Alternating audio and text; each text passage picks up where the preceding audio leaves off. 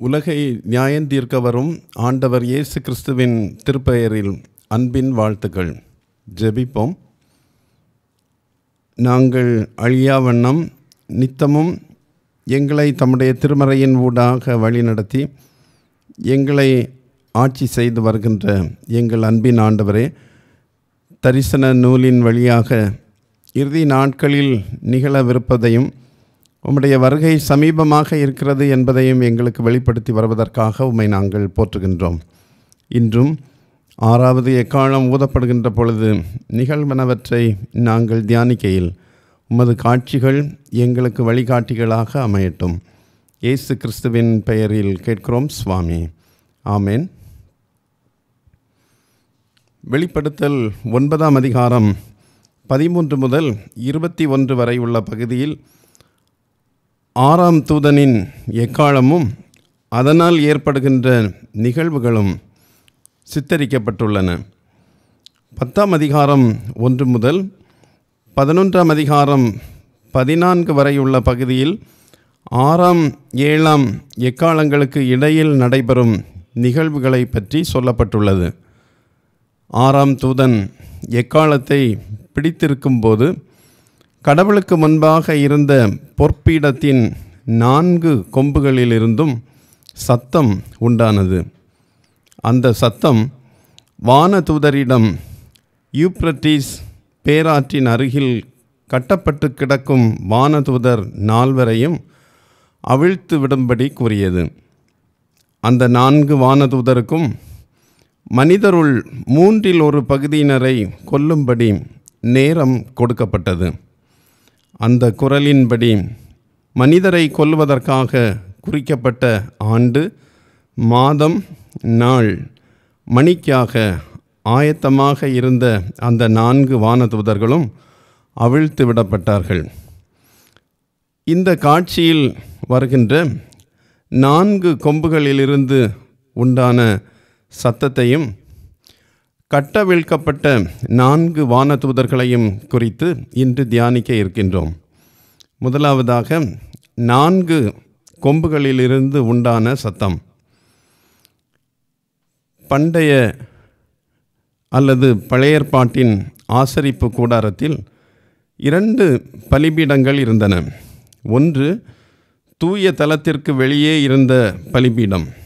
இதனை வெண்கல பலிபீடம் என்றும் பலி செலுத்தும் பலிபீடம் என்றும் திருமறையில் குறிப்பிடுவதை நாம் காணலாம்.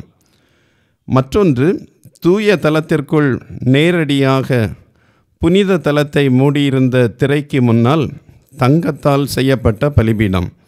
அங்கு தூபம் எரிக்கப்பட்டது. இவை போக மற்றொரு பலிபீடம் திருமறையில் சொல்லப்பட்டுள்ளது. அது கடவுளின் சிங்காசனத்துக்கு முன்பாக விண்ணகத்தில் இருக்கும் பலிபீடம். 6ஆம் தூதன் எக்காலத்தை பிடித்திருக்கையில் உண்டான சத்தம் கிறிஸ்துவின் குரலா, தூதனின் குரலா, அல்லது கடவுளுடைய தூதுவர்கள் யாருடையதேனும் குரலா என்பது தெளிவாக தெரியவில்லை.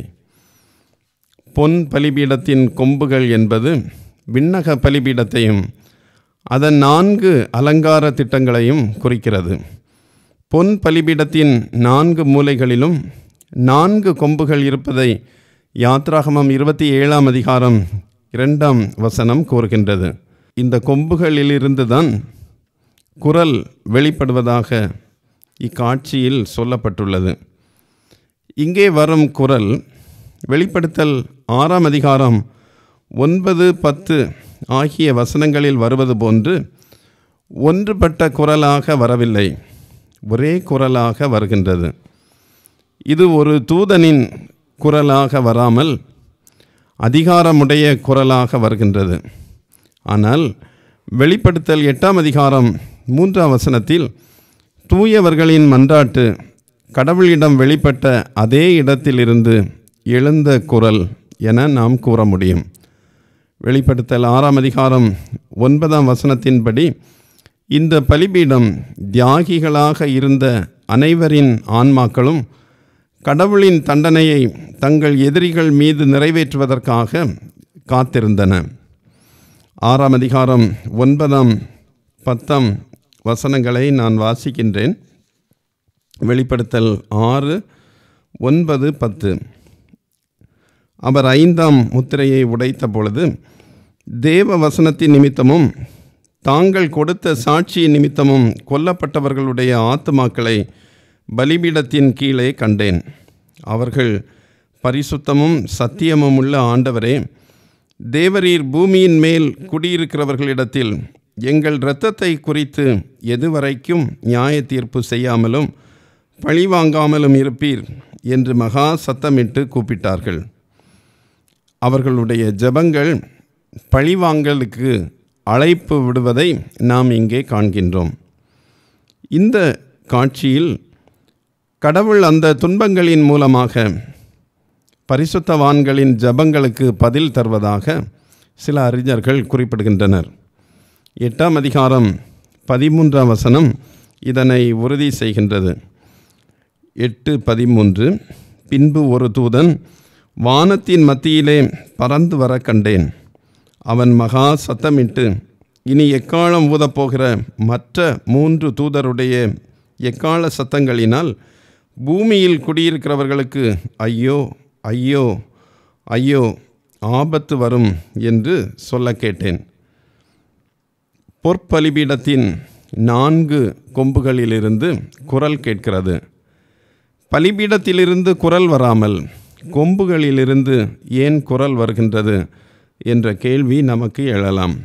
பண்டைய சமய நம்பிக்கையில் தெய்வத்தின் சக்தி அதன் பலிபீடத்தின் கொம்புகளில் இருப்பதாக கருதப்பட்டது.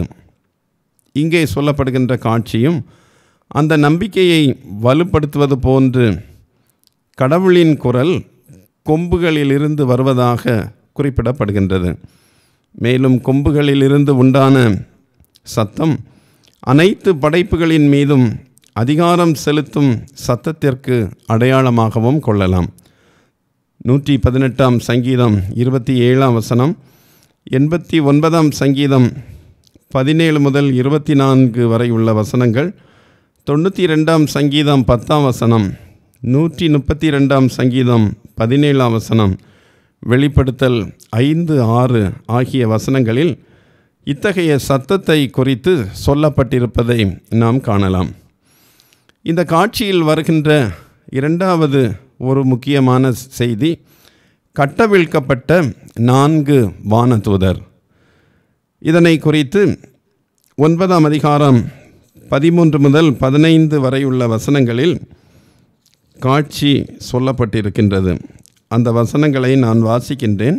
திருமறை இருக்கின்றவர்கள் அதை திறந்து பாருங்கள். வெளிப்படுத்தல் 9ஆம் அதிகாரம் 13, 14, 15.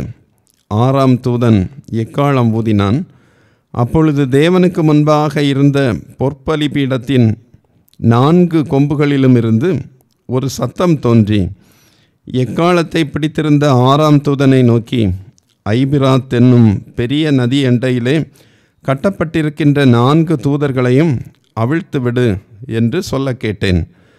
அப்பொழுது மனுஷரில் 1/3 பங்கை கொல்லும்படிக்கு 1 மணி நேரத்திற்கும் 1 நாளுக்கும் 1 மாதத்திற்கும் 1 வருஷத்திற்கும் ஆயத்தமாக்கப்பட்டிருந்த அந்த 4 தூதர்களும் அவிழ்த்து விடப்பட்டார்கள். பேதுரு, யூதா ஆகியோர் தம் கடிதங்களில் தங்கள் உடன் தூதரை விட அதிகமாக பாவம் செய்து தற்போது கடவுளால் சிறையில் அடைக்கப்பட்டுள்ள சில தூதர்களை பற்றிய செய்திகளை குறிப்பிடுகின்றார்கள். அந்த பகுதிகளையும் இதனோடு ஒப்பிட்டு பார்ப்பது நல்லது. 2 பேதுரு 2ஆம் அதிகாரம் 4ஆம் வசனத்தை பாருங்கள். பாவம் செய்த தூதர்களை தேவன் தப்பவிடாமல் அந்தகார சங்கிலிகளினாலே கட்டி நரகத்திலே தள்ளி நியாய தீர்ப்புக்கு வைக்கப்பட்டவர்களாக ஒப்பு கொடுத்து என்று பேதுரு சொல்கின்றார். யூதா 6ஆம் வசனத்தை வாசிக்கின்றேன். தங்களுடைய ஆதி மேன்மையை காத்து கொள்ளாமல் தங்களுக்குரிய வாசஸ்தலத்தை விட்டுவிட்ட தூதர்களையும் மகா நாளின் நியாய தீர்ப்புக்கென்று நித்திய சங்கிலிகளினாலே கட்டி அந்தகாரத்தில் அடைத்து வைத்திருக்கின்றார். எத்தனை தூதர்கள் இவ்வாறு வைக்கப்பட்டுள்ளனர் என்பது நமக்கு தெரியாது.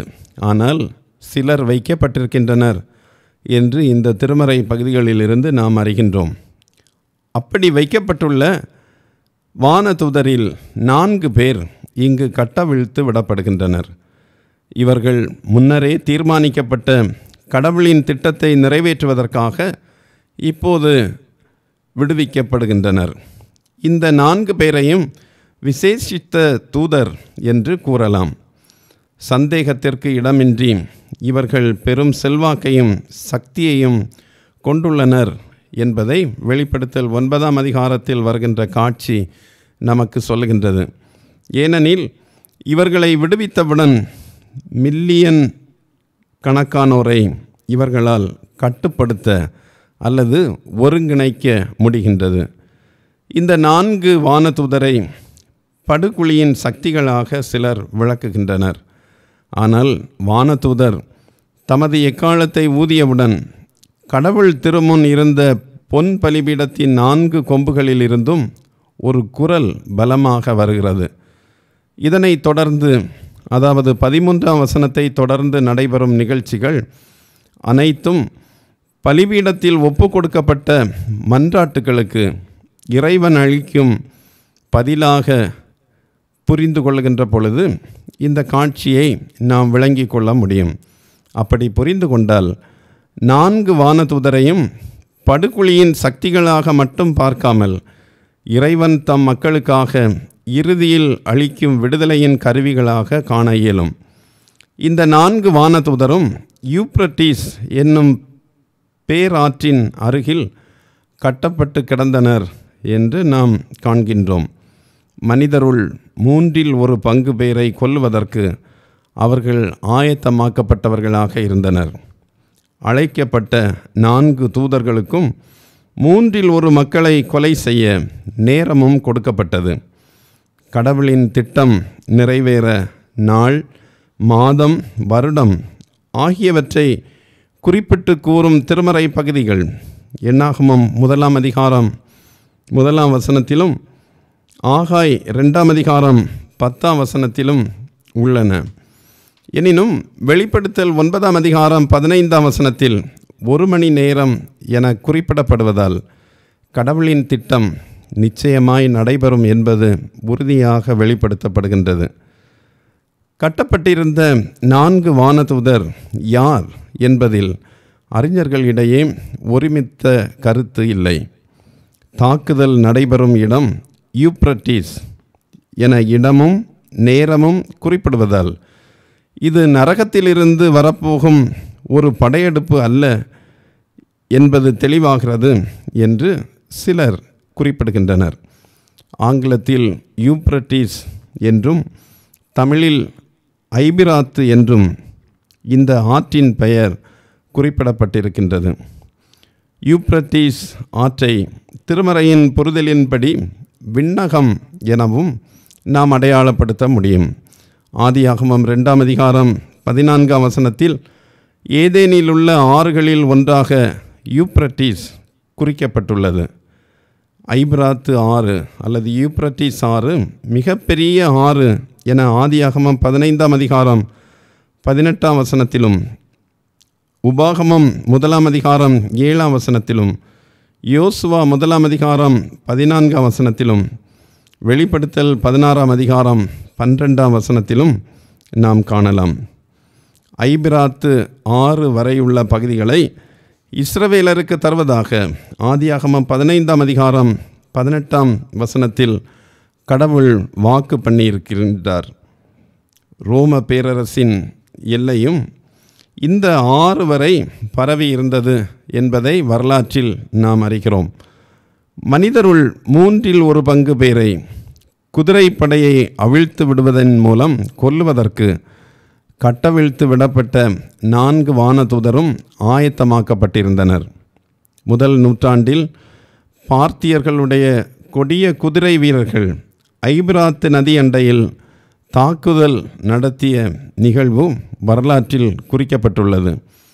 எனவே கட்டப்பட்டிருந்த 4 தூதர்களும் பார்த்தியர்களே என சில அறிஞர்கள் கருதுகின்றனர். யோவானின் நாட்களில் ரோம பேரரசின் கிழக்கு எல்லையாக யூப்ரட்டிஸ் ஆறு இருந்தது. இந்த கிழக்கு எல்லையாகிய யூப்ரட்டிஸுக்கு அப்பால் பார்த்தியர்கள் இருந்தனர். பார்த்திய படை ரோம பேரரசினை தோற்கடித்ததிலிருந்து இவர்களது தாக்குதல் குறித்து யோவானின் நாட்களில் ரோமர்கள் மிகவும் அச்சத்தோடு இருந்தார்கள். 9ஆம் அதிகாரம் 16ஆம் வசனத்தில் கற்பனையாக கூறப்படும் 20 கோடி என்பது வலிமை மிக்க ரோம படை என்றும், அத்தகைய வலிய படையால் கூட கட்டவிழ்க்கப்பட்ட தூதர்களின் தாக்குதலை சமாளிக்க முடியாது என்பதையும் இந்த காட்சி விளக்குகிறது. மட்டுமல்ல, கிழக்கிலிருந்து தாக்குதல் வரும் என்பதை குறிப்பிடும்படி 6வது வானதூதரும் தனது கிண்ணத்தை வெளிப்படுத்தல் 16ஆம் அதிகாரம் 12ஆம் வசனத்தின்படி யூப்ரட்டிஸ் ஆற்றிலேயே ஊற்றுகிறார் எனவும் பாஸ்டியன் வீலங்கா எனும் அறிஞர் விளக்கமளிக்கின்றார். மேலும் இந்த காட்சிகள் வரலாற்றில் ரோம பேரரசு போன்ற பல கொடிய பேரரசுகள் தோற்கடிக்கப்பட்டு முடிவுக்கு வருவதை அடையாளமாக சொல்வதாகவும் அவர் குறிப்பிடுகின்றார். ஹிட்லர் போன்ற கொடிய ஆட்சிக்குட்பட்ட ஜெர்மானிய குடியரசு கிழக்கிலும் மேற்கிலும் இருந்து வந்த நேச நாடுகளின் படைகளால் தோற்கடிக்கப்பட்டதையும் உருவகப்படுத்தலாம் என்பது பாஸ்டியன் வீலங்கா என்னும் வெளிப்படுத்தல் நூலின் அறிஞருடைய கருத்து. இந்த 4 வானதூதரையும் விழுந்து போன தேவதூதர்கள் என்றும் சில புதிய ஏற்பாட்டு அறிஞர்கள் விளக்கமளிக்கின்றனர். இப்படி விளக்கமளிப்போர் இந்த 4 வானதூதரும் ஏசாயா 14ஆம் அதிகாரம் 12 முதல் 14 வரை குறிப்பிடப்படும் லூசிஃபரின் கிளர்ச்சி மற்றும் கடவுளுக்கு எதிரான கிளர்ச்சியில் லூசிபரை பின்தொடர்ந்து தேவதூதர்கள் அல்லது கடவுளால் தள்ளப்பட்டு சாத்தான்களாக்கப்பட்டோர் என்று கூறுகின்றனர். கடவுளின் தூதர்கள் திருமறையில் ஒருபோதும் கட்டப்பட்டிருக்கவில்லை என்பது இவர்களுடைய கருத்து. கடவுளின் பிள்ளைகளுக்கு சேவை செய்ய அவர்கள் சுதந்திரமாக இருக்கிறார்கள். இந்த கிருபையின் காலத்தில் எல்லா மனிதரையும் துன்புறுத்தி கொல்லும் சில பேய்கள் கடவுளால் கட்டப்பட்டிருக்கின்றன என்பதையும் நாம் இங்கே அறிந்து கொள்ள வேண்டும். ஆனால் ஆலயம் விடுவிக்கப்பட்ட பிறகு 6வது எக்காளம் ஒலிக்கும் போது கடவுள் அவர்களில் 4 பேரின் கட்டுகளை அவிழ்த்து விடுவிக்கின்றார் என்பதைத்தான் இந்த காட்சி சொல்லுகின்றது. அவைகள் உலகுக்கு செய்யும் அழிவுகள் மிகவும் பயங்கரமானவை என்றும் 4 வானதூதரை தள்ளப்பட்ட தூதர்களாக கருதுவோர் விளக்கம் தருகின்றனர். இந்த 4 வானதூதரும் வெளிப்படுத்தல் 7ஆம் அதிகாரம் 1 முதல் 3 வரை உள்ள வசனங்களில் உள்ள 4 வானதூதரை போன்றவர்கள் அல்ல. 7ஆம் அதிகாரத்தில் சொல்லப்படும் வானதூதர் பூமியின் 4 முனைகளில் நிற்கின்றார்கள். ஆனால் இங்கே 9ஆம் அதிகாரத்தில் சொல்லப்படும் 4 வானதூதரும் பெரிய நதியாகிய யூப்ரட்டிஸில் கட்டி வைக்கப்பட்டுள்ளனர். கடவுள் அவர்களுக்கு அனுமதி கொடுக்கும் வரைக்கும் அவர்களால் செயல்பட முடியாது. 7ஆம் அதிகாரத்தில் உள்ள வானதூதர் தீய சக்திகளை தடுக்கிறவர்களாக குறிப்பிடப்படுகின்றார்கள். ஆனால் 9ஆம் அதிகாரத்தில் குறிப்பிடப்படும் வானதூதர் அழிவை தரும் தீய சக்திகளை கட்டவிழ்த்து விடுகின்றனர். அவர்கள் ஏன் யூப்ரட்டிஸ் நதியில் பிணைக்கப்பட்டுள்ளனர் அல்லது கட்டப்பட்டுள்ளனர் என்பதற்கு சரியான விளக்கம் அறியப்பட முடியவில்லை. எனினும் யூப்ரட்டிஸ் ஆற்றை குறித்து நாம் அறிந்தவைகளிலிருந்து பின்வரும் உண்மைகளை அறிந்து கொள்ளலாம். யூப்ரட்டிஸ் மிகவும் பெரிய நதி. இது 1780 மைல் நீளம் கொண்டது. இது மேற்கு ஆசியாவின் நீளமான மிக முக்கியமான நதியாகும். இங்கிருந்து அழிவு வருவதை பற்றி வெளிப்படுத்தல் 16ஆம் அதிகாரம் 12ஆம் வசனத்திலும் சொல்லப்பட்டுள்ளது. எகிப்து நதி மற்றும் யூப்ரட்டிஸ் ஆகியவை வாக்கு பண்ணப்பட்ட நாட்டின் எல்லைகள் என்னும் செய்தி ஆதியாகமம் 15ஆம் அதிகாரம் 18ஆம் வசனத்தில் சொல்லப்பட்டிருக்கின்றது. கட்டவிழ்க்கப்பட்ட 4 வானதூதர் எனும் காட்சி நமக்கு மிக முக்கியமான ஒரு உண்மையை கற்றுத்தருகின்றது. அது என்னவெனில், 4 வானதூதரும் தீய அல்லது அழிவு தரும் செயல்களை பூமியில் செய்யும் அதிகாரம் பெற்றிருந்தாலும் கடவுள் அவைகளுக்கு அனுமதி கொடுத்தால் மட்டுமே அவைகளால் எதனையும் செய்ய இயலுகின்றது. எனவே உலகையும் அகிலாண்டத்தையும் ஆளுகை செய்யும் ஆண்டவரையே நாம் சார்ந்திருக்க அழைக்கப்படுகின்றோம். ஆண்டவரை உறுதியாக சார்ந்து வாழ்ந்திருக்கும் பொழுது உலகின் அழிவு தரும் சக்திகளை குறித்து நாம் அஞ்ச தேவையில்லை. இறை அடியோராக வாழ்ந்து இறையருள் பெற ஆண்டவர் நமக்கு அருள் புரிவாராக. ஜெபிப்போம். ஆண்டவரே, எதுவரைக்கும் நியாய தீர்ப்பு செய்யாமலும் பழி வாங்காமலும் இருப்பீர் என்ற கேள்விக்கு கட்டவிழ்க்கப்பட்ட வானதூதர் பழி வாங்குவதாக வருகின்ற காட்சியை நாங்கள் தியானிக்கும்படி எங்களுக்கு அருள் கூர்ந்தீர். நீதி நிறைந்த வாழ்க்கை வாழ்ந்த தூயோருக்கு ஏற்ற பலன் விரைவில் வர இருக்கின்றது என்கின்ற உணர்வோடு கூட இந்த உலகில் நீதியோடு உமக்கு ஏற்புடையவர்களாக வாழ்கின்ற நாங்கள் உண்மையோடும் உத்தமத்தோடும் தொடர எங்கள் ஒவ்வொருவருக்கும் அருள் புரிய மன்றாடுகின்றோம். எத்தகைய அழிவு சக்திகள் வருவதாயினும் உம்முடைய அடியோராக வாழ்கின்ற பொழுது நாங்கள் அஞ்ச தேவையில்லை என்கின்ற உறுதிப்பாட்டோடு கூட உண்மையாய் உம்மை சேவிக்க எங்களுக்கு உதவி செய்ய வேண்டும் என்று இயேசு கிறிஸ்துவின் பெயரில் கேட்கிறோம் சுவாமி. ஆமேன்.